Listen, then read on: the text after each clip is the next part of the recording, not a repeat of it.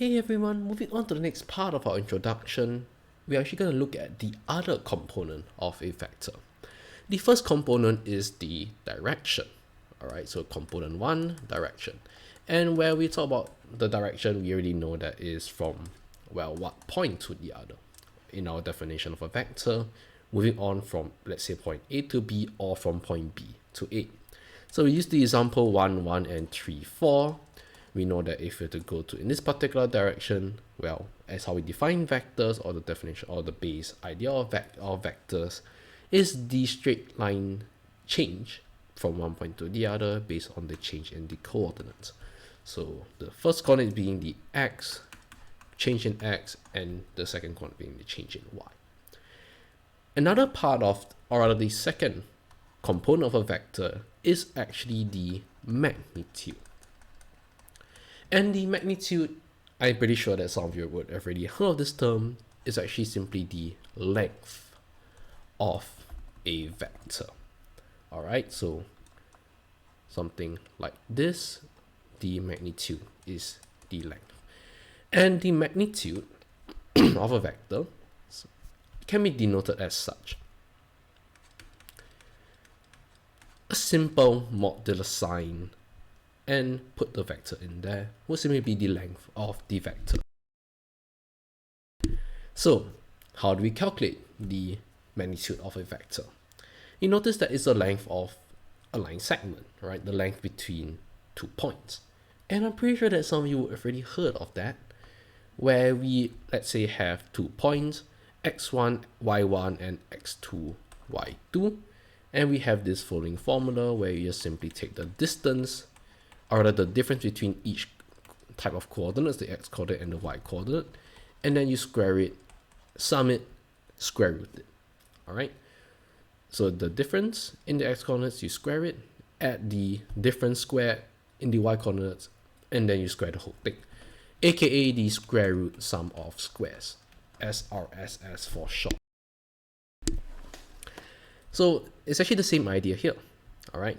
You notice that in vectors, you notice that it is already the change or the difference between the x and y coordinates already.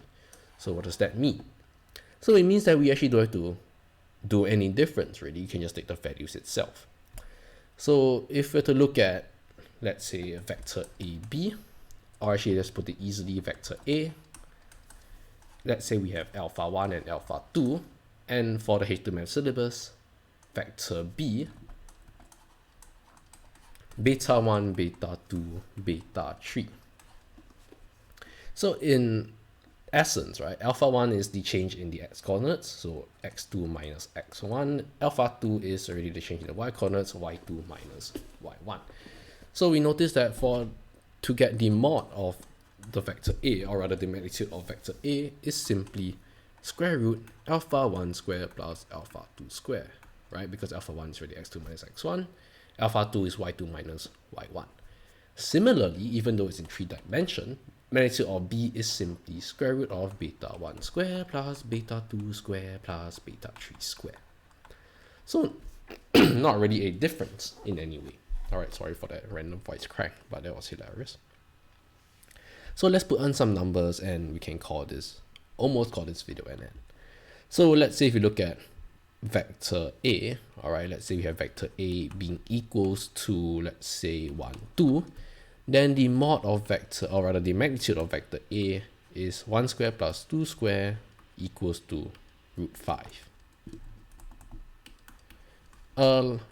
Similarly, if we have vector B having 3 coordinates now because it's in 3 dimensions, let's say we have 2, 4, 5, then the magnitude of vector B is simply 2 square, which is 4, 4 square is 16, 5 square is 25, add them together is root 45, 9 times 5, so 3 root 5.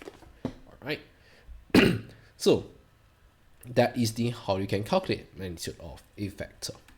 One last point, if let's say we have a vector, any vector, right, let's say we don't use A, any vector C that has a magnitude of 1, we will call this a unit vector.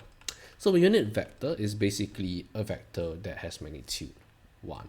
Alright, And this will come in handy, especially for the HTML students, where we'll deal with dot product, cross product, and some other proving stuff as well. All right.